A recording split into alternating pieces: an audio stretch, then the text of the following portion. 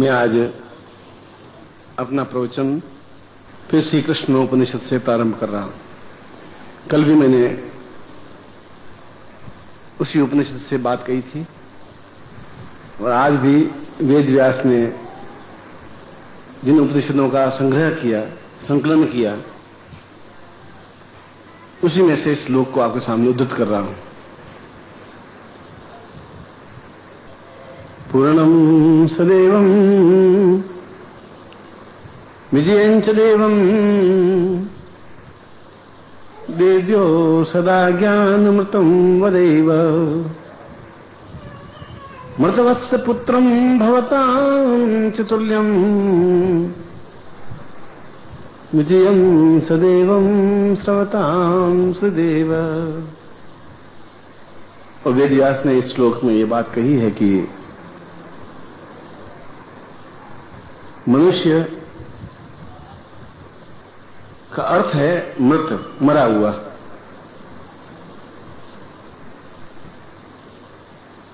जिंदा इसलिए है कि सांस ले रहा है,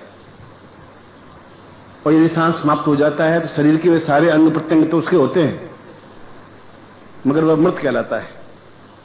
हाथ, पांव, नाक, कान, आंख, उसमें कहीं कोई त्रुटि नहीं आती, मगर फिर भी वो मृत कहलाता है। और वह जीवित इसलिए कहलाता है कि वह सांस लेने की क्रिया उसमें है, और सांस लेता भी है, सांस निकालता भी है, छोड़ता भी है, लेता भी है, और तीन कार्य करता है।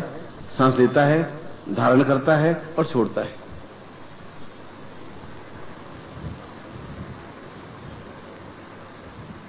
और ऐसा वेद व्यास ने मनुष्य को मृत क्यों कहा? क्या सांस लेने या नहीं लेने से ही व्यक्ति जीवित या मृत हो जाता है? मृत व्यक्ति वे हैं जिनमें हौसला नहीं है, हिम्मत नहीं है, साहस नहीं है, क्षमता नहीं है, और संकटों से मुकाबला करने की क्षमता नहीं है। वे मृत हैं। मनुष्य तो हैं, जिंदा भी हैं, चलते फिरते भी हैं, मगर उसके बाद भी मरे हुए से हैं, इसलिए कि उनमें एक नीरसता है, उसमें कोई रस नहीं है, कोई नवीनता नहीं है, कोई चेतना नहीं है, कोई प्रबुद्धता नहीं है। और यदि जीवन में संकट नहीं है, बाधाएं नहीं है, अड़चने नहीं है, कठिनाइयां नहीं है, तो मनुष्य जीवन हो ही नहीं सकता। मनुष्य जीवन उसको कहते हैं कि हर पग पर प्रॉब्लम्स आए, समस्या आए, और हम उस पर विजय प्राप्त करें, वह जीवित मनुष्य रह सकता है। और विज्ञान इस बात को स्वीकार करता है कि जिन्होंने संघर्ष किया, जो संघर्षशील व्यक्ति हैं या जानवर हैं या जीव हैं, जो संघर्षशील हैं वे जीवित रहे। जिनमें संघर्ष करने की क्षमता समाप्त हो गई वो मर गए। एक डायनासोर, आपने बीच में काफी ओल्ला सुना था कि डायनासोर संसार का सबसे बड़ा लंबा प्राणी था, जो समुद्र में रहता था, बहुत लंबा प्राणी। मगरमच्छ और व्हेल मछली तो उसके सामने एक बिल्कुल तुच्छ थे। और एक फिल्म भी बनी थी डायनासोर पर। तो आज से 10,000 साल पहले डायनासोर की मृत्यु हो गई और एक भी अस्तित्व नहीं रहा, एक भी डायनासोर नहीं रहा। क्यों नहीं रहा? इतना बड़ा लंबा चौड़ा प्राणी, जो तुम्हारे जैसे कम से कम 500 आदमी उसके मुंह में आ सके, वह जीवित नहीं रह रहा, और आप जीवित हैं। इसका क्या कारण रहा? वो जीवित क्यों नहीं रहा? और आपको मालूम होना चाहिए कि मेढक 30,000 वर्ष पहले भी मेढक था, आज भी जीवित है। सबसे पुराने जो जलचर हैं या जमीन पर चलने वाले, रेंगने वाले जीव हैं, या जिनको पक्षी कहें या पशु कहें या जलचर कहें या नभचर कहें या भूमिचर कहें, केवल दो व्यक्ति हैं जो पिछले 30,000 वर्षों से हमारे बीच में हैं। एक तो काकरोच, एक मेढक। बाकी सब जातियां धीरे धीरे नष्ट होती गई, बदलती गई, परिवर्तित होती गई, पर दोनों ने आज भी वही है। जो आज से 30,000, बहुत बड़ी उम्र है 30,000, और 30,000 वर्षों से वे जीवित हैं। ऐसा क्यों है? ऐसा इसलिए है कि वो प्रत्येक परिस्थितियों में जीवित रहने की क्षमता रखते हैं। वो, यदि आपने देखा होगा कि बरसात जब समाप्त हो जाती, बरसात में मेढक उस पानी में तैरते हैं और आवाज करते हैं। बरसात जब क्षमता समाप्त हो जाती है बरसात, तो किसी खोखले पत्थर में वह मेढक घुस जाता है और उसके ऊपर एक परत आ जाती है, चाहे वायु की परत हो, चाहे रेत की परत हो। यदि आप 4 घंटा बाहर बैठ जाएं तो आपके ऊपर भी रेत की परत छा जाएगी। और यदि आप कुर्ता पहन करके और चांदनी चौक में निकल जाएं तो चांदनी चौक आपके ऊपर एक अंधेरे की, धुएं की, रेत की परत छा जाएगी। और यदि 5 दिन तक आप चलेंगे तो आपके शरीर पर मैल की परत चढ़ जाएगी। और अगर 10 दिन स्नान नहीं करें तो आपके शरीर पर मैल इतना चढ़ जाएगा कि आपको 4 बार साबुन लगाना पड़ेगा। आपने चढ़ाया नहीं उस मैल को, मैल चढ़ा, उस कपड़े पर भी चढ़ा। मगर वे 6 महीने उस पत्थर में रहते हैं जहां बाहर से ऑक्सीजन मिलती नहीं, और उसके बाद वे जीवित रहते हैं। तो जो व्यक्ति 6 महीने बिना ऑक्सीजन के जिंदा रह सकता है वो मर नहीं सकता, क्योंकि उनमें संघर्ष करने की क्षमता है, एक पावर है, एक ताकत है कि यह मेरे लिए बहुत कठिनाईपूर्ण जीवन है, चिंतन है। और कठिनाईपूर्ण होते हुए भी वे जीवित रहने की एक आत्मबल, एक क्षमता रखते हैं। इसलिए मेढक जीवित है, इसलिए काकरोच जीवित है, इसलिए ऊंट जीवित है कि वो 30 दिन तक बिना पानी के भी जिंदा रह सकता है। हम और तुम नहीं रह सकते। बिना पानी पिए भी 30 दिन चल सकता है मेरुस्थल में, रेगिस्तान में। यह केवल छोटे से उदाहरण है, मगर मैं छोटे से उदाहरण आपको इसलिए दे रहा हूं कि जिंदा वही व्यक्ति रहता है जिसमें संघर्ष करने की पूर्ण क्षमता हो। और संघर्ष वो कर सकता है जिसके सामने प्रॉब्लम्स आवे, समस्या आए। समस्या आएंगी नहीं तो वो संघर्ष करेगा भी क्या? किससे संघर्ष करेगा? दीवारों से, दरवाजों से, पत्थरों से। वहां संघर्ष होता ही नहीं। और पति पत्नी के बीच में संघर्ष नहीं होता, मतभेद होते हैं। आप मतभेद को लड़ाई झगड़ा कहते हैं, मैं कहता हूं मतभेद है। वो कहते हैं कि मैं आनंद सिनेमा पिक्चर देखने जाऊंगी, आप कहते नहीं हम तो उस रिवॉल्यूशन सिनेमा देखने जाएंगे। कोई लड़ाई झगड़ा कुछ नहीं है। आपका ईगो अलग अलग है, उसका ईगो अलग है। वो एक अलग बात कहती है, आप एक अलग बात कहते हैं, और ये टकराहट है आपके जीवन की। और इसीलिए घर में एक टकराव की, तनाव की स्थिति है। वह आपका संघर्ष नहीं है। इसलिए आपका संघर्ष पुत्र से भी नहीं है, आपका संघर्ष पत्नी से भी नहीं है, और आपका संघर्ष आपसे खुद से भी नहीं है। इसलिए आप समाप्त हो जाते हैं धीरे धीरे। और इसी 200 साल, 300 साल, 500 साल जीवित रहे, ये हमने सुना। और यदि आप उस लेवल पर हों तो आज आप देख सकते हैं कि वे 500 साल, 1000 साल पुराने हैं, इतनी आयु लिए हुए हैं, और हम केवल 60 साल और 70 साल जीवित रह पाते हैं। ऐसा क्यों हो रहा है कि हम 60 साल में मर जाते हैं, 70 साल में मर जाते हैं? बहुत मुश्किल से गिन करके आप 80 साल की उम्र का 2-4 व्यक्ति मुझे दिल्ली में दिखाएंगे। 100 साल होते हैं तो पूरा भारत सरकार उसका अभिनंदन करती है, तिलक करती है गुलजार नंदा का, कि साहब 100वां साल इन्होंने शुरू कर दिया। क्या 100वां साल प्राप्त करना बहुत महान घटना है? तो मेरे तो 60,000 साल उन्होंने आयु प्राप्त कर ली। मगर चूंकि 100 साल आयु प्राप्त व्यक्ति नहीं कर पाता, व्यक्ति इसलिए टूट जाता है कि व्यक्ति के सामने संघर्ष है ही नहीं। और संघर्ष नहीं है तो व्यक्ति का जीवन एक रस हो जाता है, और जहां एक रास्ता है वह जीवन मृत्यु है। आप उठे, स्नान किया, पैंट पहनी, कुर्ता पहना, नाश्ता किया, टिफिन हाथ में लिया, ऑफिस चले गए। फिर ऑफिस से वापिस आए, 2 पत्नी की झींझी सुनी, 2 पत्नी को सुनाई, खाना खा गया, सो गए। 30 दिन में ऐसा ही होता है। संडे के अलावा ऐसा ही होता है। संडे में आप ये है कि आज संडे मूड है, चलो 8 बजे अखबार पढ़ेंगे, और फिर पढ़े रहते हैं, और फिर थोड़ा बैग टी पी लेते हैं, और फिर जीवन वैसा बीत जाता है। अगले संडे भी ऐसा ही होता है। अब उसमें प्रॉब्लम आई, कोई तकलीफ आई, कोई तनाव आया, कोई समस्या आई, ऐसा कि कल क्या होगा, 1 घंटे पर बाद क्या होगा, किसी तलवार लेके आपके सिर पर रखी, तो बंदूक की गोली लेके आपके सामने खड़ा हुआ, वही नहीं। आप इसे बचते रहे। बचना धर्म है आपका, मैं भी मानता हूं। जरूरी नहीं कि आप एक राइफल के सामने खड़े हो जाए कि गुरुजी ने कहा कि मैं संघर्ष करूंगा। मगर यदि खड़ा हो जाए तो आप में क्षमता होनी चाहिए कि आप उसको धक्का देकर के और उसके सीने पर खड़े हो सकें। ये ताकत आप में होनी चाहिए। वो ताकत तब आ पाती है जब आप में आत्मबल होगा। जब आत्मबल नहीं है तो आप जीवन में सफलता प्राप्त नहीं कर सकते, और जो उसकी गोली चली आप मर जाएंगे। और यदि आत्मबल है तो आप खड़े होकर के उसको एक लात मारेंगे, उसकी राइफल अलग गिरेगी, वो खुद अलग गिरेगा, आप उसकी छाती पर बैठ करके सफलता प्राप्त कर लेंगे। दोनों स्थितियां आपके सामने। इसलिए प्रत्येक व्यक्ति भयभीत है।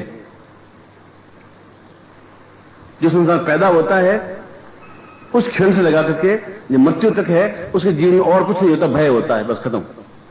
और वो भय पैदा करते हैं आप, और दूसरा कोई भय पैदा नहीं करता। माँ बाप पैदा करते हैं उसके मन में कि बाहर मत जाना, सड़क पर एक्सीडेंट हो जाएगा, और स्कूल से सीधे 6 बजे घर आ जाना, एक्सीडेंट हो जाएगा, और ये तुम मत खाना, ऐसे तकलीफ हो जाएगी। और उसको हर मोमेंट पर हम पहुंचते रहते हैं, तुम्हें ये नहीं करना है, तुम्हें ये नहीं करना है, तुम्हें ये नहीं करना है, ऐसा करने से भी तकलीफ हो जाएगी, ऐसा करने से तकलीफ हो जाएगी, और हम उसको भय के अलावा कुछ देते ही नहीं है, क्योंकि हम खुद भी भय से पैदा हुए और हमने उनको भय दिया, और भय दिया इसलिए व्यक्ति कायर बना, इसलिए बुज़दिल बना। हम अपने लड़कों को ताकतवान नहीं बना सके, साहसवान नहीं बना सके, और 80 किलो का व्यक्ति ताकतवान नहीं बनता।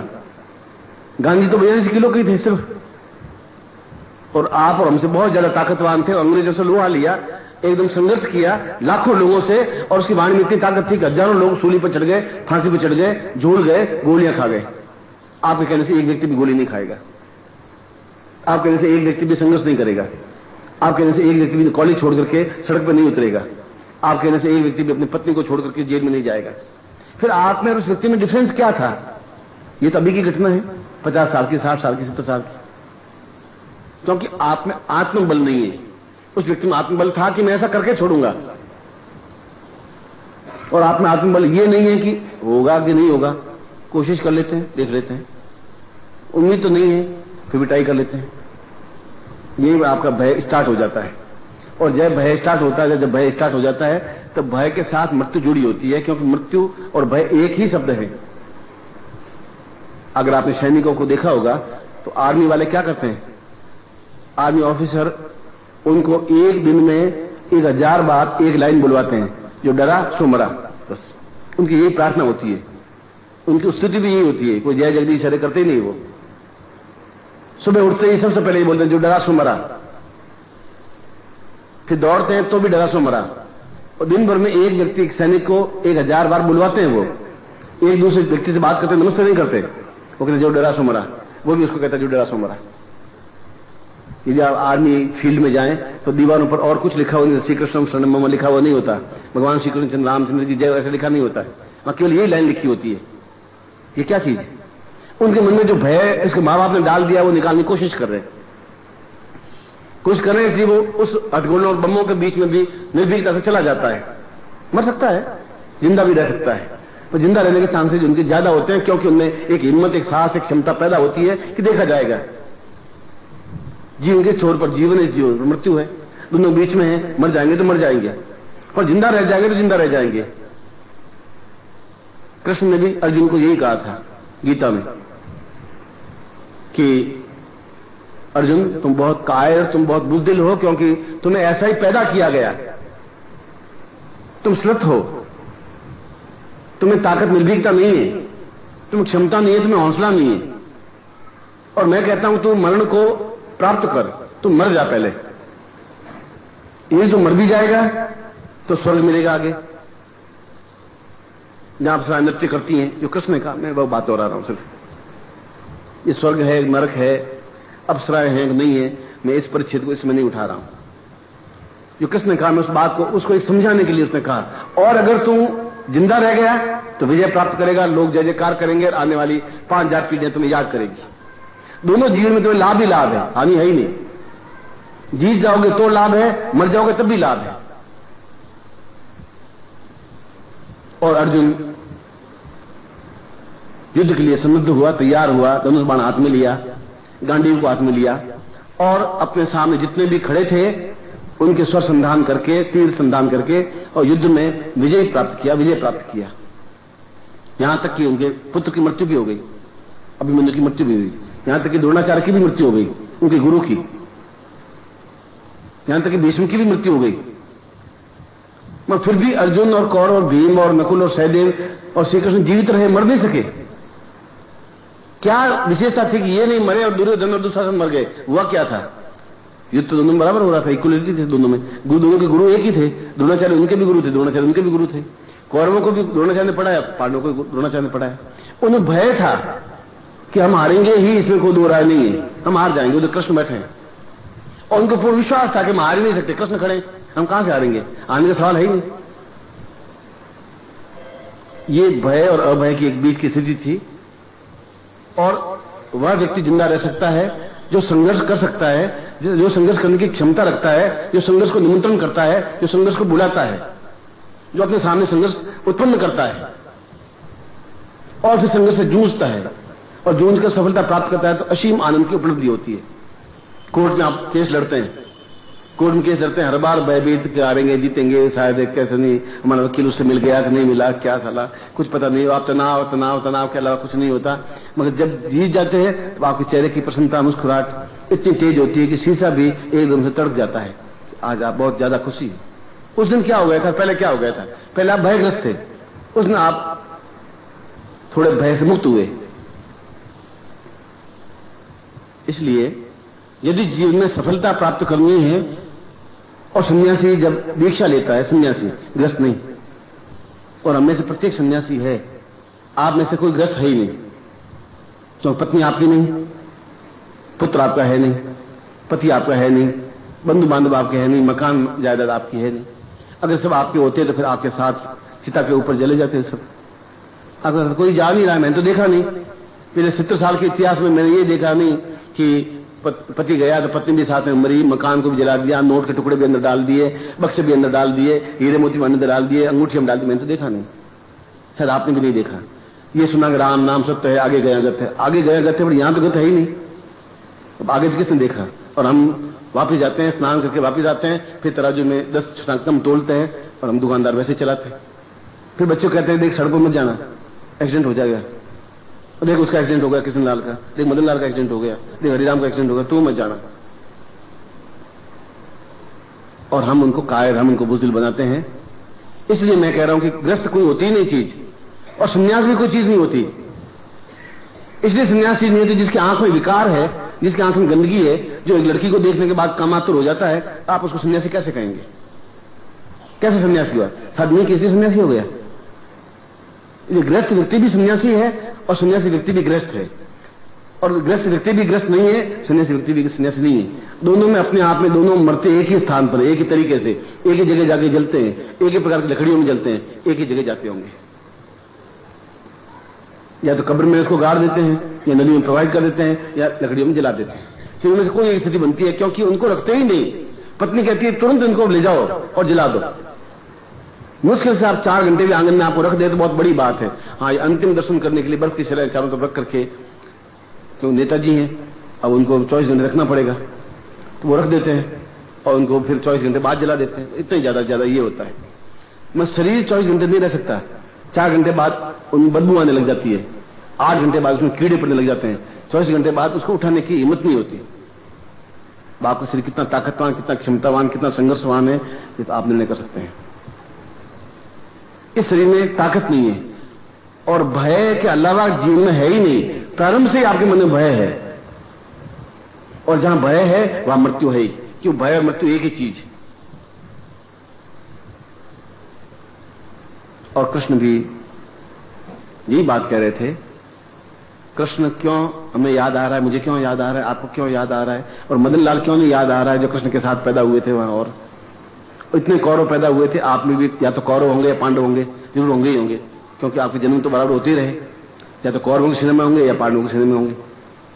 मगर आपके नाम मुझे याद नहीं, द्वारका में आपका नाम क्या था? मैं कृष्ण का नाम याद है, इसलिए कि उन्होंने जिंदगी के प्रारंभ से लगा के अंत तक संघर्ष के अलावा कुछ किया ही नहीं। सुख नहीं मिला उनको जिंदगी में, सुख जैसी चीज उन्होंने देखी ही नहीं। पैदा होते ही जब 2 महीने का था तब पूत ना करके उनको मारने की कोशिश की। थोड़े से बड़े हुए बगासुर आया, फिर कंस ने एक और राक्षस को भेजा, फिर और किसी राक्षस को मारने की उपक्रम किया, फिर कालिया नाग आया, उनको डसने की कोशिश की। आप मुझे बताइए जिंदगी के प्रारंभ से लेकर अंत तक कृष्ण को कौन सा सुख मिला? एक दिन भी, एक मिनट भी। मगर कहां अविजित हुए, हारे कहां पर? एक बार भी हारे नहीं, विजय हुए उन सारे संघर्षों का सामना करते हुए। इसलिए कृष्ण याद आ रहे हैं, इसलिए मदन लाल याद नहीं आ रहा है, इसलिए यमराज याद नहीं आ रहा है। और राम ने कहां सुख देखा मुझे बता दीजिए, एक दिन भी सुख देख लिया मुझे बता दीजिए, एक दिन भी। पत्नी और वो जंगल में, वनवास में जंगल भटके, एक राजा के बेटे होकर के भटके, पिता का दाह संस्कार नहीं कर सके, भाइयों के साथ षड्यंत्र में शामिल होना पड़ा उनको, क्योंकि कहीं ने षड्यंत्र किया कि भरत किसी प्रकार राजगद्दी पर बैठ जाए, और वो षड्यंत्र उसमें भी चलते थे, आज भी चलते हैं। और संघर्ष के अलावा राम ने कुछ देखा ही नहीं, इसलिए राम याद आ रहे हैं हमें। मेरा प्रश्न कहने का यह है कि यदि हमें जीवन में संघर्ष नहीं है तो हम मृत्यु युक्त हैं। हमें और मृत्यु में डिफरेंस कुछ नहीं है। इसलिए वो मरे हुए व्यक्ति हैं, और आश्चर्य ये है कि मरे हुए व्यक्ति हैं और सांस ले रहे हैं, और उनको देख देख के बड़ा आश्चर्य हो रहा है कि ये कैसे मृत व्यक्ति है जो सांस भी ले रहे हैं, चल भी रहे हैं। एक छोटा मोटा शिकारी था जिसको कोई खास शिकार बंदूक चलाना आता नहीं था। बेटे ने कहा आप बहुत शिकारी हैं। करे हमने शिकारी 20 बाघ को एक गोली मारी, 20 बाघ समाप्त। शेर का शिकार करना आप सीखें, मुझसे सीखें। तो बेटा समझता क्या है, मैं बहुत बड़ा बहादुर हूं। उसने कहा पिता चलिए तालाब किनारे गए, नहीं घूमते घामते, ऊपर एक चील उड़ रही थी, एक कौवा उड़ रहा था। उनका आप बाघ को मार दिया तो कौवे को भी मार सकते हैं बंदूक की गोली से, 2 मिनट का काम। बंदूक की गोली चलाई, कौवा अपनी जगह उड़ा, बंदूक अपनी गोली चली। उनका कि कौवा तो मरा नहीं। उसने कहा यही तो विशेषता है कि गोली चलने के बाद भी जिंदा है। आप देखिए, ताकत देखिए, गोली चलाई, लगी उसको, फिर उड़ता रहा। ये मंत्र है, तुम नहीं समझ पाओगे, ये साधना है। ये अपने बेटे को बुलावे में डालने की एक झूठ प्रक्रिया थी, उसको भयभीत करने की प्रक्रिया थी, उसको और गुमराह करने की प्रक्रिया थी। मैं खुद तो गुमराह था ही, बेटे को भी गुमराह कर दिया। और हम जीवन में, आप जब मेरे पास आते हैं, आप में से अधिकांश मेरे पास आते हैं, तो एक ही बात कहते हैं, बहुत तनाव है, बहुत दुख है, परेशानी है, बेटी कहना मानती नहीं, मेरा बेटा कहना मानता नहीं, मैं बीमार हूं, मेरी तकलीफ ये है, और शायद आप इसके अलावा कोई बात करते ही नहीं है। और मैं समझता हूं कि ये कितना आश्चर्यजनक व्यक्ति है कि जिंदा है, मरा हुआ व्यक्ति तो है, और सांस भी ले रहा है और बात भी कर रहा है। ऐसे व्यक्ति इस पृथ्वी पर ही मिल सकते हैं, हर जगह नहीं मिलते। क्योंकि भय, निर्भय जो है वह जीवन की श्रेष्ठता है, सत्यता है, प्रामाणिकता है। और वे व्यक्ति जिंदा रहे, वे पशु जिंदा रहे, वे पक्षी जिंदा रहे, वे कीट पतंग जिंदा रहे, वे नभचर और जलचर जिंदा रहे, जिन्होंने संघर्ष करने की क्षमता रखी, जो संघर्ष करते रहे, स्ट्रगल करते रहे। और आप टालते रहते हैं, ये भी प्रॉब्लम नहीं आए, अमृतसर को जाना नहीं है, गुरुद्वारा में माथा टेकना नहीं है, क्योंकि कभी कुछ भी AK राइफल बन जाएगी। और मैं आपको विश्वास दिलाता हूं कि AK राइफल की गोली आपके लिए अभी बनी नहीं है। जब कारखाने बनी नहीं तो आपको लगेगी कहां से? आप पहले से डर रहे हैं, गोली बनेगी, फिर AK राइफल में जाएगी, फिर आपकी लगेगी, तब देख लेंगे। अभी आप काहे के लिए परेशान हो रहे हो, अभी क्यों तनावग्रस्त हो रहे हो? मगर नहीं, अमृतसर के ऊपर टिकना ही नहीं हमें तो सीधा जम्मू तवी में जाना है तो जम्मू तक ही जाएंगे, बीच में रुकना ही नहीं। अमृतसर आते ही बिल्कुल दुबक करके बैठ जाएंगे, दूर से मत्था टेक देंगे वहां से गुरुदेव ग्रंथ को। मैं ऐसा नहीं कह रहा हूं कि हमें जाना ही चाहिए, ऐसा नहीं कह रहा हूं। मैं ऐसा नहीं कह रहा हूं आपको नहीं जाना चाहिए। मैं ऐसा कह रहा हूं कि आपके मन में ये भय है, ये मिटाना चाहिए आपके मन में। और आप में से अधिकांश व्यक्ति उस भय को लेकर के मेरे पास आ रहे हैं, जो घटना घटी नहीं आपकी जिंदगी में। जो लड़का बिगड़ेगा तो बिगड़ेगा। अब आज से आप तनाव में है कि लड़का बिगड़ रहा है, लड़का बिगड़ रहा है। 6 बजे आना चाहिए, 6:30 बजे आता है, और पैंट पहनना चाहिए, जीन पहनता है, और कहना नहीं मानता। अब आप सोच लीजिए क्या करता है। और मेरी बेटी रोज 5 बजे छुट्टी होती है, 7 बजे आती है, और उसकी आंखें कह रही है कि वो ठीक नहीं है, भाई गड़बड़ जरूर है। अब गुरुजी आपको सोच लीजिए, अब गुरुजी क्या सोचेंगे? बेटी तुम्हारी 5 बजे 7 बजे आ रही है, अब गुरुजी बैठे बैठे क्या करेंगे? गुरुजी आप ठीक कर लीजिए। इसलिए यह स्थिति आपका मुझे कहना स्वाभाविक है। इसलिए विश्वास है कि गुरुजी हैं और मेरी समस्या को दूर करेंगे, और समस्याओं को दूर दैविक सहायता के माध्यम से की जा सकती है। जहां दैविक बल हो, मनुष्य के बल से नहीं, जहां देवताओं का बल हमारे साथ में हो, तो हम सफलता प्राप्त कर सकते हैं, निर्भीक बन सकते हैं, युद्ध कर सकते हैं, पूर्णता प्राप्त कर सकते हैं, धनवान बन सकते हैं, जीवन में सब कुछ प्राप्त कर सकते हैं जो हम जीवन में चाहते हैं। हम जीवन धन चाहते हैं, और मैं कहता हूं आपको धनवान होना चाहिए। मैं कहता हूं इतना अधिक होना चाहिए कि आप गिनते गिनते थक जाएं। मैं बुद्ध नहीं हूं कि आपको कहूं नहीं, बुद्धम शरणम गच्छामि, संगम शरणम गच्छामि, धम्मम शरणम गच्छामि, बेचारे कुछ नहीं पहनना चाहिए। न मैं महावीर स्वामियों के ये कपड़े लंगोट भी खोल देनी चाहिए, बिल्कुल। मैं तो आपको सलाह ऐसे नहीं दे रहा हूं। मैं कह रहा हूं आपके पास बहुत मकान होने चाहिए, वैभव होनी चाहिए, ऊंची से ऊंची गाड़ी होनी चाहिए, धनवान होना चाहिए, क्योंकि आप मेरे शिष्य हैं। धन होना चाहिए, यश होना चाहिए, मान पद प्रतिष्ठा ऐश्वर्य होना चाहिए, और वह सब कुछ दैविक बल से प्राप्त हो सकता है, आपके प्रयत्नों से प्राप्त नहीं हो सकता। और आपके प्रयत्नों से प्राप्त होता है, अब तक आप सब कुछ करोड़पति होते आप में से, तो प्रयत्न करने को रखते ही नहीं, दिन भर परिश्रम करते रहते हैं। प्रत्येक प्रकार से प्रयत्न करते, छल बल ताकत युक्ति चतुराई चालाकी धूर्तता मक्कारी समझदारी, कोई चीज छोड़ते नहीं है आप। मैं उसके बावजूद भी उतनी तकलीफ में बंधे रहते हैं आप, चाहे आप फाइनेंशियली हो, चाहे पुत्र के हिसाब से, चाहे पुत्र के हिसाब से, चाहे पत्नी के हिसाब से। जिसके शादी करके लाए वही आपके कंट्रोल में नहीं है। डेटिंग वेटिंग करके लाए होंगे, बगीचे में गए होंगे, 2-4 महीने डेटिंग की होगी, उसको आपने परखा होगा, वो आपको परखी होगी, और घर आती लड़ाई झगड़ा शुरू, जिंदगी में लड़ाई झगड़ा चल रहा है आपका। ये क्या हुआ, क्या कैसे हो गया? इसलिए कि वह भी भयभीत है कि अगर ये मर गया तो मैं जिंदगी का कैसे रहूंगी। कुछ साला ने मकान भी नहीं बनाया अभी तक, किराए के मकान में रह रहा है और मरेगा जरूर ये, तो फिर मैं कहां जाऊंगी, क्या गड़बड़ होगी तो मैं करूंगी क्या? वो भयभीत इसलिए है। उसने कहा कभी मकान तो बनाओ, और रहने के लिए कोई स्थान भी नहीं है, तुम कैसे आदमी हो? लोगों ने देखो मकान बना, मदनलाल ने बना दिया, तुमने कुछ नहीं बनाया नहीं। वो भयभीत आपसे नहीं है, वो भयभीत आने वाली स्थिति से है। इसलिए पति भी भयभीत है कि अगर बीमार पड़ गई तो अस्पताल भर्ती करना पड़ेगा, डॉक्टर की फीस साली 1200 रुपए, 1200 रुपए सारी फीस, फिर दवाएं, सारे क्या करें? हम उसको बहकाते रहते हैं, कोई बीमारी नहीं है, कोई तकलीफ नहीं है, चिंता है, छोटी मोटी बुखार है, ये तो आता ही रहता है, और मर भी जाएगी तो कोई सा प्रलय नहीं होगा। मैं तुम्हें विश्वास दिलाता हूं, मैं दूसरी शादी नहीं करूंगा, बस अब भरोसा रख तुम मेरे ऊपर। ये पत्नी मरने लगी तो उस पति का हाथ पकड़ के कहा कि देखना अब मर जाऊंगी, घंटा 1.5 घंटे से ज्यादा जिंदा नहीं रह पाऊंगी ना, मुझे लग रहा है कि अंतिम सांस तेरी गुड़कने लग गई है, तो अब तो मर जाएगी ऐसा लग रहा है, और अभी तक उम्र 40-42 साल की तो हो गई। उसने कहा आप मेरा कहना मानेंगे? उसने कहा तेरी अंतिम इच्छा है, जरूर पूरी करूंगा। उसने कहा कि आप दूसरी शादी कर लेना, बच्चे छोटे छोटे हैं, मैं तेरी बात तो मानूंगा, पर 6 महीने पहले विश्राम करूंगा, पहले आराम करूंगा, बहुत दुखी हो गया हूं मैं, तो मेरे साथ रहते रहते 6 महीने विश्राम कर लूंगा, फिर शादी कर लूंगा तुम कहोगे तो।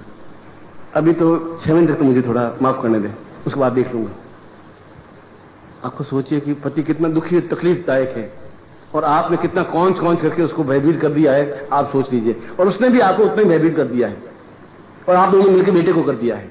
मैं सारी भय पर ये घटना नहीं कह रहा हूं, मैं ये कह रहा हूं कि निर्भय हो जाते पुत्र, निर्भय हो जाते सदा। जो निर्भय होता है वह जीवित हो सकता है, और निर्भय तब हो सकता है जब आपके सामने संघर्ष आएंगे, और संघर्ष तब आएंगे जब आप बुलाएंगे संघर्ष को। टेंस आए, परेशानी आए, बाधाएं आए, अड़चने आए, कठिनाइयां आए, और जीवन में आप विजयी हो, सफलता प्राप्त कर सकें और सफल हो।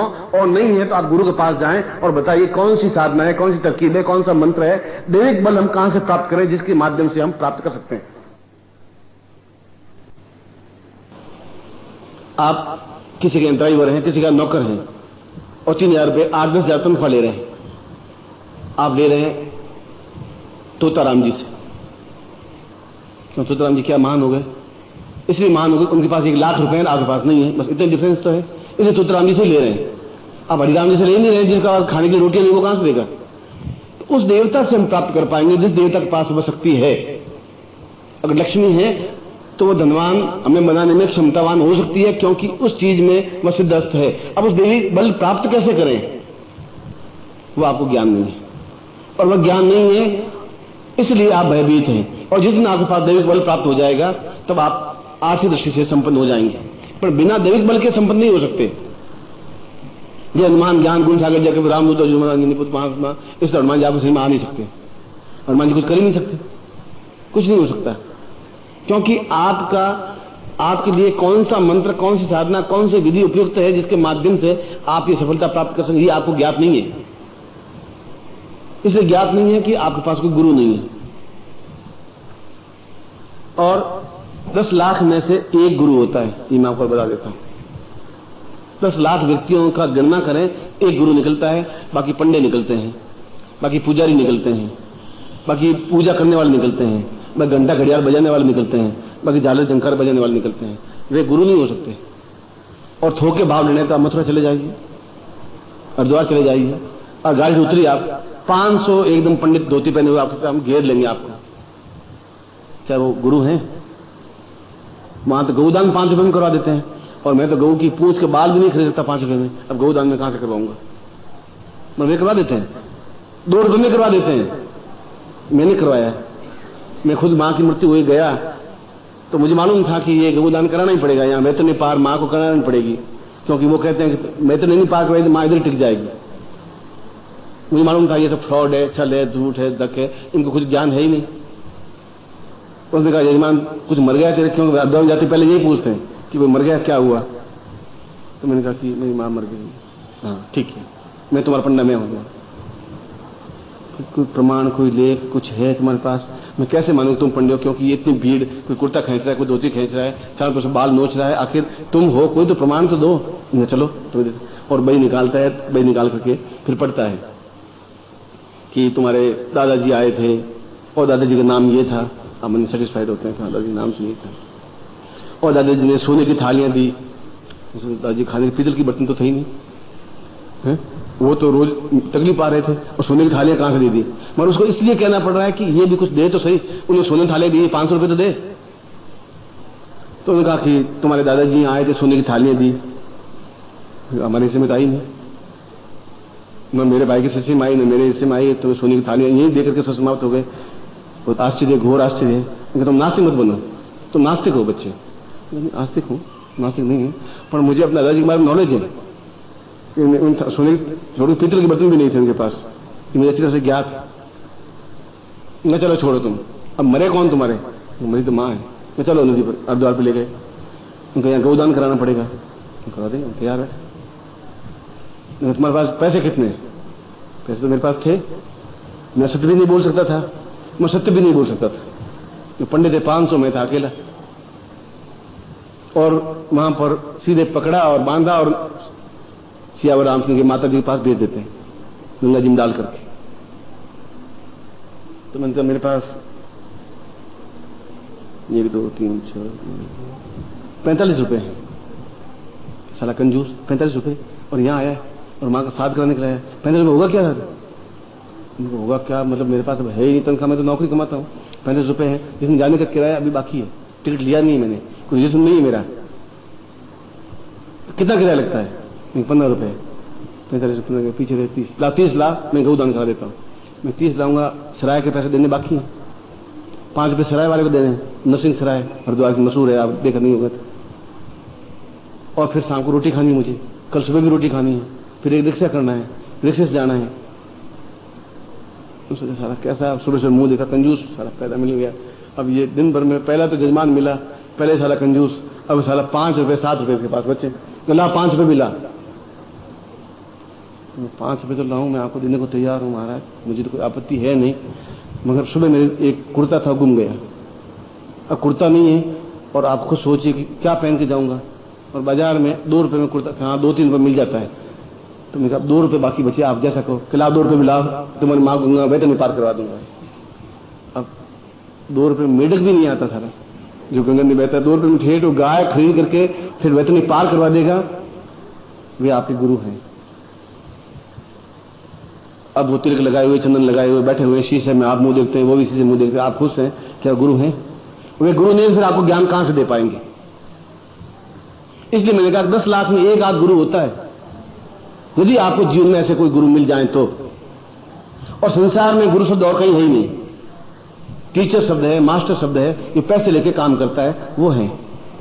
गुरु शब्द नहीं है। ये गुरु परंपरा केवल भारतवर्ष में ही है, और आज नहीं है, पिछले 50,000 वर्षों से है। इसलिए ये शब्द नहीं मर पाया, बाकी सब शब्द मरे, पर ये गुरु शब्द नहीं मर पाया। वशिष्ठ के समय में भी यही शब्द था, आज के समय में भी यही शब्द है, क्योंकि गुरु कोई व्यक्ति नहीं है, गुरु एक शब्द है, गुरु एक ज्ञान है, गुरु एक चेतना है, गुरु एक प्रबुद्धता है। जिसमें ज्ञान की प्रबुद्धता है वह गुरु है। मैं तुम्हारा गुरु हूं कि नहीं हूं मैं नहीं कह रहा हूं, पर मेरा ज्ञान है, वह आपका गुरु है। वह आपको सही ढंग से ज्ञान दे पाएगा, चेतना दे पाएगा कि यह मंत्र है जो तुम्हारे लिए सही है, यह साधना सही है। तुम ये दक्षिणा बैंड चढ़ा मत चढ़ा, चरण स्पर्श कर मत कर, तो तेरी मर्जी है, मुझे इसकी जरूरत है ही नहीं। मेरे ये सिर जोर से पटकेगा तो उल्टी नाड़ियां एक आगे सरकेगी, तो खोपड़ी से मेरा चरण ठीक नहीं हो पाएगा, उसकी मुझे जरूरत नहीं है। पर मैं जो साधना दूंगा वह दैनिक बल के लिए जरूरी होगा। इसलिए सारे ब्राह्मण मेरे अलावा, या 10 15 20 25 50 छोड़ दीजिए, सभी कहते हैं ग्रहण बहुत खराब है, ग्रहण काल में उठना नहीं चाहिए, ग्रहण काल में काम नहीं करना चाहिए, ग्रहण में खाना नहीं खाना चाहिए, मटकियों के जल छोड़ करके मटकियां उल्टी रख देते हैं। अब रखते नहीं रखते, पहले जमाने में रख देते हैं। और भूखे रहना चाहिए, और फिर ग्रहण समाप्त होते स्नान करना चाहिए, और उसके बाद वापस काम करना चाहिए। ग्रहण जैसा कोई खराब शब्द है ही नहीं। सारे गुरु यही कहते हैं और सारे आपके परिवार वाले भी यही करते हैं। इसलिए कहते हैं परिवार वाले कि उन्होंने अपने बाप से यही सीखा। आप भी अपने बेटे को यही कहते हैं कि ग्रहण काल में बेटा कुछ नहीं करना चाहिए, ग्रहण काल सबसे खराब है, क्योंकि राहु आता है और सूर्य के मुंह में डाल देता है, और मुंह में डालता है ग्रहण हो जाता है। इतना बड़ा सूर्य एक राहु कैसे मुंह में डालेगा, मेरे समझ में, तुम्हारे समझ में आ रहा होगा तो आ रहा होगा, और मेरे समझ में नहीं आ रहा है। साइंस इस बात को स्वीकार नहीं कर रही है।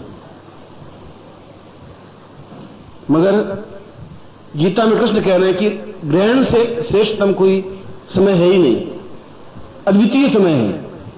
एक ऐसा समय है जिसके उस समय जो कुछ भी किया जाए उसमें सफलता मिलती ही है। और इसलिए महाभारत युद्ध ठीक उस समय शुरू हुआ, ये पूर्ण ग्रहण काल था और पांडव विजयी हुए।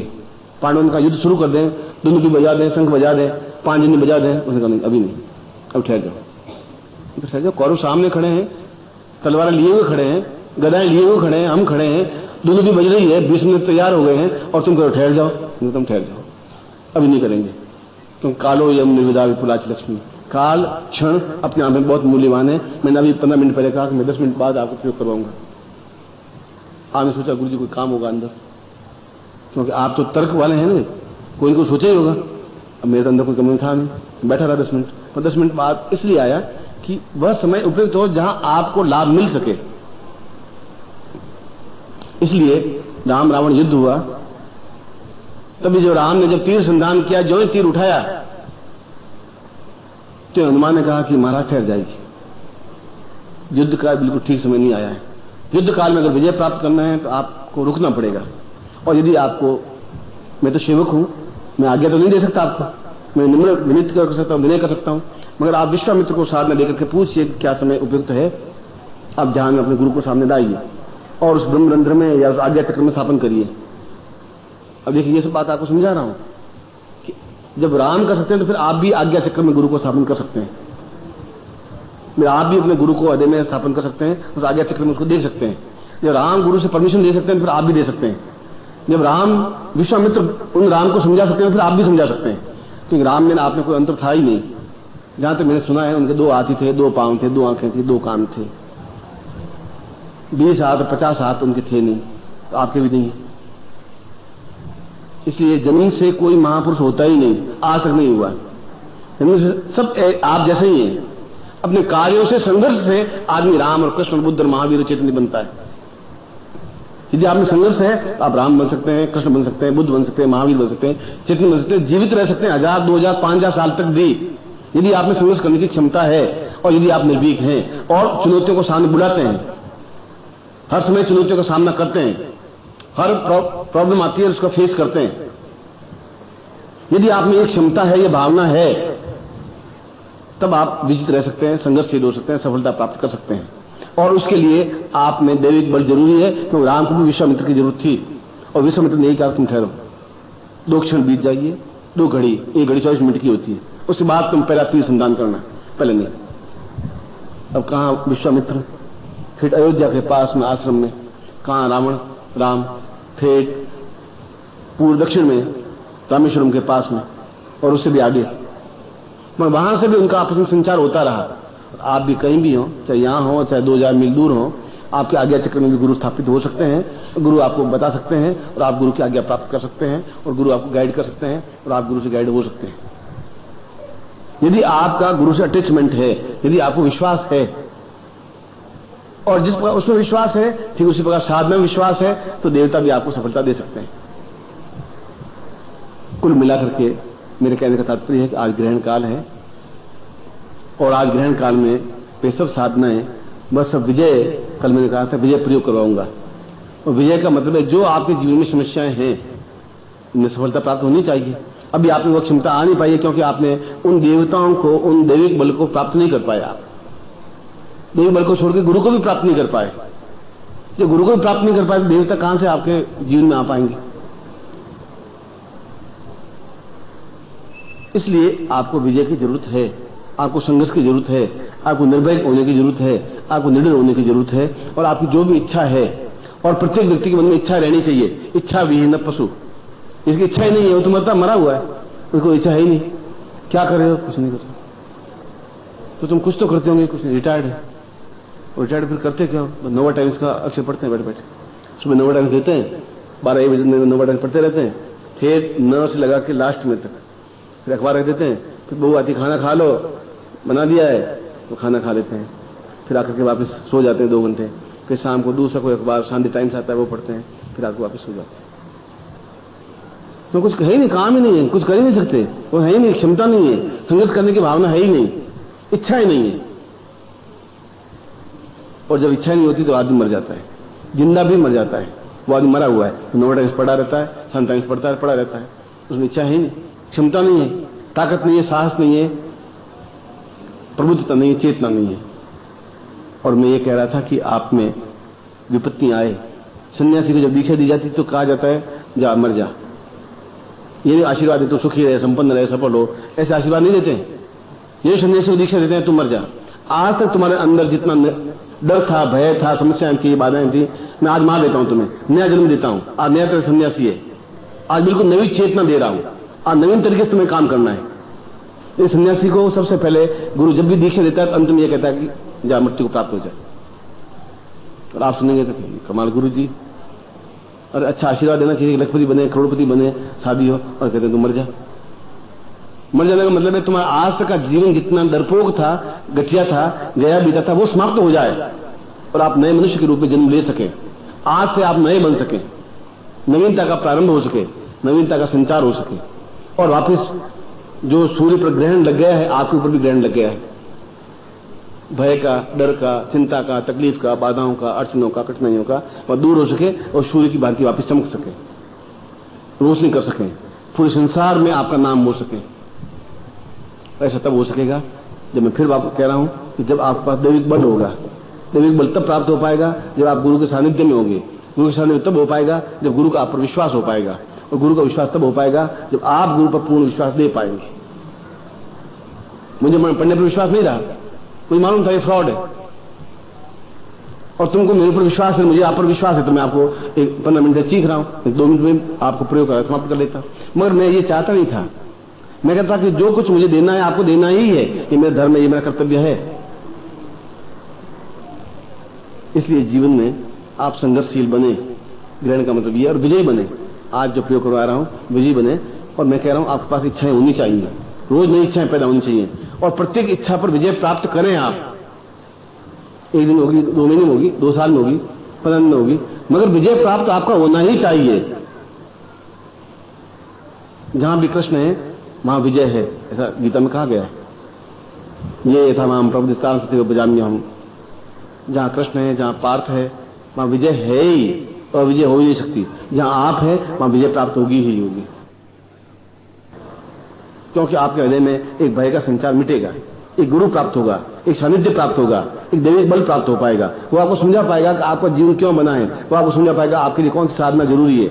और इसके लिए दोनों के बीच में एक एग्रीमेंट होना चाहिए विश्वास का, क्योंकि ये चीज तर्क की नहीं है, ये चीज श्रद्धा की है। तर्क से तो न मैं आपसे जीत सकता, ना आप जीत सकते। मैं कहता हूं सफेद है, 20 लोग कहेंगे तब भी कहेंगे तुम्हारा बीज तुम कहते हो, मैं तो कहता हूं पीला है। इसलिए ये चीज तर्क की नहीं है, ये श्रद्धा की है। क्योंकि आपने जब मान लिया कि ये सत्य बोल रहा है और मेरा ही चिंतक है, तो फिर आपको विश्वास कर देना पड़ेगा। आप शादी करके आते हैं और उस अनजान लड़की से, जिसको आपने जिंदगी में देखा नहीं, और 17 साल की लड़की, और पहली बार आपके घर में आती है, उससे कोई परिचित नहीं है, अभी कोई कांटेक्ट भी नहीं हो पाया, और चाबी एकदम आप संदूक की चाबी उसको दे देते हैं कि उसमें पैसे वैसे पड़े, चाबी तेरे पास है। ये क्या है? आप पड़ोसी को देते नहीं, उसको देते हैं। क्यों दे देते हैं? आपको विश्वास है कि ये पैसे बर्बाद नहीं करेगी। विश्वास एक क्षण में पैदा हो गया, और जहां अविश्वास होगा वहां चाबी आपको लपेटे, रात को भी तकिए के नीचे नहीं रखेंगे, यहीं लपेटे रखेंगे आप। इसलिए विश्वास गुरु के प्रति होना चाहिए, अपने आप पर होना चाहिए, संघर्षशील होना चाहिए। और ये ग्रहण काल इसलिए है कि आप पूर्ण सफलता प्राप्त कर सकें, और निश्चय ही सफलता प्राप्त कर सकें। ऐसा मैं आशीर्वाद देता हुआ यह प्रयोग संपन्न करवाऊंगा, जिसको विजय प्रयोग कहते हैं। अब आप हाथ जोड़ लीजिए और गणपति को स्मरण करिए। विघ्नेश्वराय वरदाय सुरप्रियाय लंबोदराय सकलाय जगद्धिताय नागाननास्तिभूषिताय गौरीसुताय गणनाथ नमो नमस्ते। भक्ताज्ञासन पराय गणेश्वराय सर्वेश्वराय सुभुदाय सुरेश्वराय विद्याधराय विकटाय च वामनाय भक्त प्रसन्न वरदाय नमो नमस्ते। नमस्ते ब्रह्मरूपाय विष्णुरूपाय विद्मा नमस्ते रुद्ररूपाय कलिरूपाय विद्मा विश्वरूपस्य रूपाय नमस्ते ब्रह्मचारिणे भक्त प्रियाय देवाय नमस्तभ्यं विनायक लंबोदर नमस्तभ्यं सततं मोदकप्रिय निर्विघ्नं कुरु मे देव सर्वकार्येषु सिद्धः। श्रीवन्मा गणाधिपतिर्मा लक्ष्मीनारायणाभ्यान्मा उमामहेश्वराभ्यान्मा शचिपुरंदराभ्यान्मा मातृपितृचरणकमलेभ्योन्मा इष्टदेवताभ्योन्मा कुलदेवताभ्योन्मा ग्रामदेवताभ्योन्मा स्थान देवताभ्योन्मा वासुदेवताभ्योन्मा वाणीनिर्माभ्यान्मा सर्वेभ्यो देवेभ्योन्मा सर्वेभ्यो ब्राह्मणेभ्यो नमो नमः। तत्रादु संकल्पम कुर्यात्। राइट हैंड दाहिना हाथ, वो हाथ आपका दाहिना है, आप जल लीजिए। नहीं है मान लीजिए कि आपके हाथ में जल है। मान लीजिए कि मैं आपका पिता हूं। मान लीजिए कि ये रात्रि है और आप मेरे सामने बैठे, क्योंकि तत्समय मनस क्यों संकल्प मस्तु, संकल्प होना चाहिए मेरे हाथ में जल है। ओम भारत से बड़ खंडे जमुदी भाई शालीमासा के बौद्धा समर्थित होने को 2054 भाद्रपद मास से कृष्ण पक्षियास्तु अमावस्यायाम सोमवार से सोमवती अमावस्यायाम स्वापतम अर्धरात्रो सार्धरात्रो कल्याण तवसंति राम अमुक का पूर्वाच से अमुक गोत्रोत्पन्नो हम। अपना गोत्र या जाति आप उच्चारण करिए। अमुक शर्मा हम नाम बोलिए।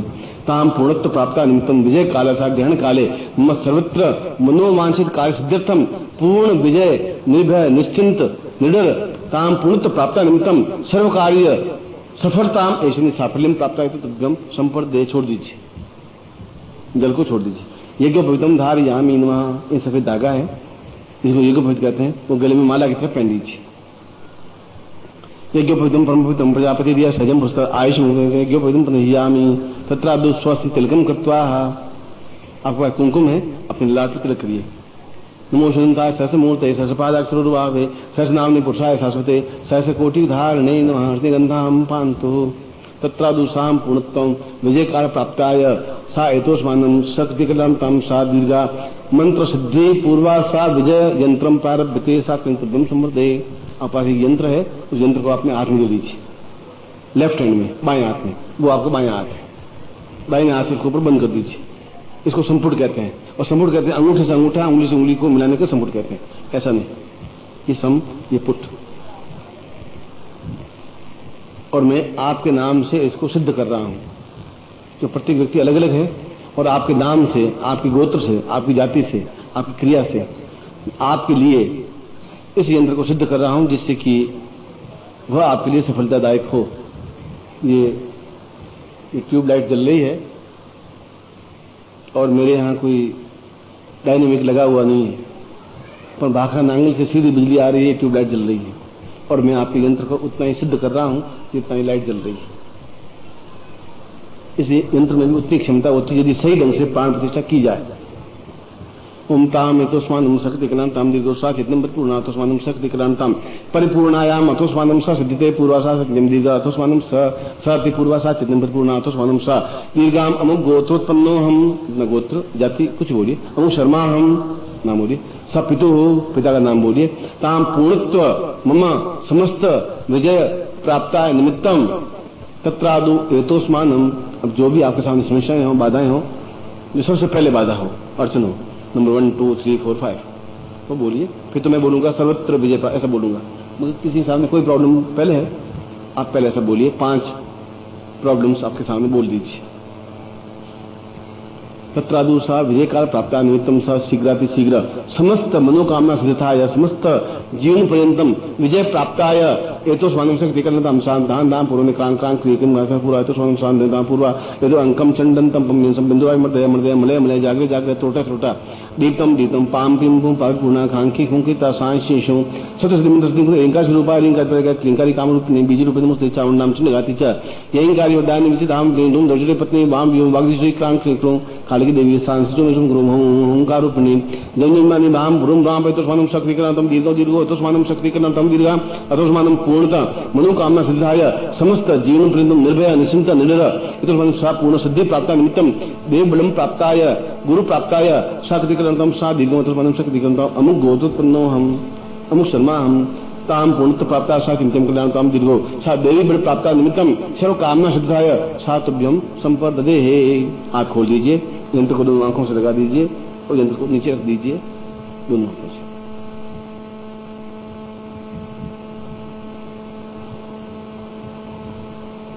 और हाथ जोड़ दीजिए। गुरु ब्रह्मा गुरु विष्णु गुरुदेवो महेश्वरा गुरु साक्षात परब्रह्म तस्मै श्री गुरु श्रीकमलेभ्यो नमः। ध्यान मूलम गुरु मूर्तिर पूजा मूलम गुरुपदम मंत्र मूलम गुरु वाक्यम मोक्ष मूलम गुरु कृपा मूंगं करोति वाचालम पंगु उल्लंघयते गिरिम यत्कृपादो वंदे परमानंद माधवम गुरुचरणेभ्यो समर्पयामि नमः। तत्रादु साम गुरुत्वम एतो स्वानम समस्त देह अंग प्रत्यंग त्वाम शून्य समर्पयामि त्वाम आज्ञां परिपालय तम चित्तम चित्ता तम देवम देह तम प्राणम प्राण ताम पूर्णत्व प्राप्ता निमित्तम संपूर्ण जीवन पर्यंतम सर्व इच्छाम ताम पूर्णत्वाय एतोस्मानम सकृतिकरं तुभ्यं संपर्ददे तत्रादु प्रार्थयेत। त्वमेव माता च पिता त्वमेव त्वमेव बन्धुश्च सखा त्वमेव त्वमेव विद्या।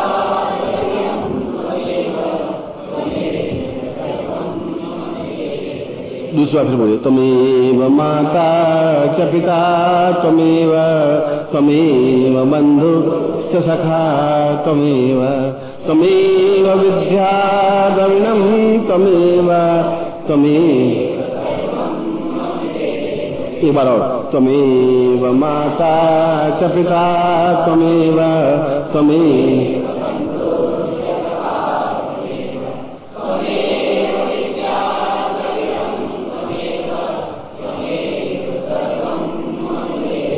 अन्याम पूज्याम सांगाय सब परिवार ऐसा हृदय शक्ति का पूर्णत्व प्राप्ता निमित्तम आशीर्वादम पठेत।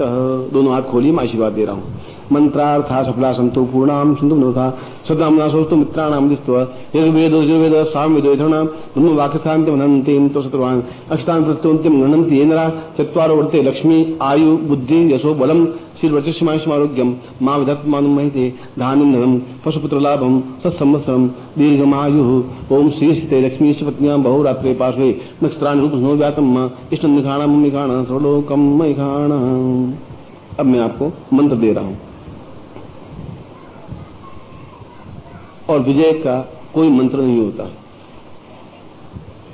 वह केवल दीक्षा होती है जो मैंने आपको दी है। और गुरु मंत्र जाप आपको करना चाहिए नित्य 4 माला।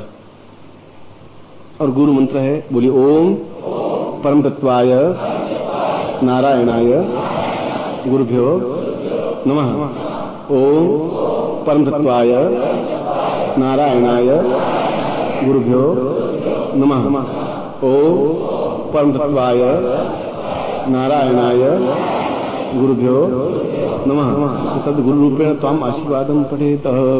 आप नित्य सबसे श्रेष्ठ स्फटिक माला होती है, फिर हकीक माला होती है, और हकीक माला नहीं है तो कर माला से। अगर आप हकीक माला नहीं कर सकें, स्फटिक माला नहीं कर सकें तो कर माला है। 108 बार बोलेंगे एक माला कहलाएगी। आपको नित्य 4 माला मंत्र जाप करना चाहिए गुरु मंत्र का, जो मैंने अभी आपको बोला है। यदि आपको याद नहीं हो या कार्ड है, वो कार्ड आप फ्री ले लें, उस कार्ड के ऊपर गुरु मंत्र लिखा हुआ है। और नित्य नियम पूर्वक सुबह स्नान करके सामने दीपक लगा दें, अगरबत्ती लगा दें और गुरु चित्र हो, और फिर इस गुरु मंत्र की माला करें 4 पूर्ण श्रद्धा के साथ में। और नहीं श्रद्धा हो तो उस तस्वीर को बाहर फेंक दें, फिर मंत्र जाप करने से कोई लाभ नहीं हो पाएगा। और ये पक्का विश्वास कर लें कि आज मैं सफल होऊंगा ही। हो सकता है उस दिन सफलता नहीं मिले, दूसरी मिलेगी, दूसरी दिन नहीं मिले 15 दिन बाद मिलेगी, और 15 दिन बाद नहीं मिले आप मेरे पास आ जाए, फिर मैं आपको सहायक बनूंगा, फिर आपको समस्या सुलझाऊंगा। आपकी समस्या कहाँ है और जो कुछ मुझ में क्षमता होगी वह क्षमता आपको प्रदान करता हुआ, उस क्षमता को प्रदान करने को शक्तिपात कहते हैं। अपनी शक्ति को ट्रांसफर करने की क्रिया को शक्तिपात कहते हैं। मैं शक्तिपात दूंगा जिससे कि आपका काम इजी हो सके, सरल हो सके और आप उसमें सफलता प्राप्त कर सकें। एक बात तो यह कि धोती पहने सुबह, और ये दुपट्टा आपको दिया, ये दुपट्टा ओढ़े, फिर सिले हुए वस्त्र नहीं हो, कच्छा और बनियान धोती कुर्ता आप नहीं पहने, उसमें केवल धोती हो, कुर्ता हो, साड़ी हो, तो महिलाओं के लिए अलग है। फिर गुरु मंत्र का जाप करें 4 माला। सुबह नहीं कर पाए कोई वजह से तो रात्रि को करें। जब भी आपका मन शांत हो उस मंत्र जाप करें। ऐसा शास्त्र में कहीं नहीं लिखा सुबह ही करें, ऐसा शास्त्र में कहीं लिखा नहीं है। सुबह ब्राह्मण जल्दी उठ जाते थे 4 बजे, इसलिए सुबह मंत्र जाप करते थे। अब रात को 1 बजे तो सोते हैं आप, अब 4 बजे उठे कहूं आप उठ नहीं पाएंगे। वह जीवन अलग था, ये जीवन अलग है। जब आपका मन शांत हो, जब आपको लगे कि अब मुझे मंत्र जाप करना चाहिए, तब आप मंत्र जाप करें, मगर उस समय पूर्ण श्रद्धा युक्त करें। मैं एक बार फिर आपको आशीर्वाद देता हूं, आपकी सारी इच्छाएं पूर्ण हो, आप जीवन में सफलता प्राप्त करें, श्रेष्ठता प्राप्त करें, ऐसे ही मैं आपको आशीर्वाद देता हूं। कल्याण कामना करूं।